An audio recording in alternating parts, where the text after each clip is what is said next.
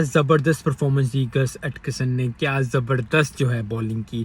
I think इस तरह की जिस तरह T20 में उसने 4 विकेट ली थी पहले 2023 में जब उसने पहला T20 डेब्यूट किया था, तो डेब्यूट जो है वो सबसे बड़ा ज़बरदस्त परफॉर्मेंस रहा। टेस्ट में भी 7 विकेट ले डाली वेस्ट इंडीज़ के खिलाफ, क्या ज़बरदस्त परफॉर्मेंस। आई थिंक एक ही ओवर में 3 विकेट ले डाली थी, तो वो बहुत ही ज़बरदस्त बात थी। लास्ट टाइम जब T20 में भी यही किया था, 4 विकेट ली थी।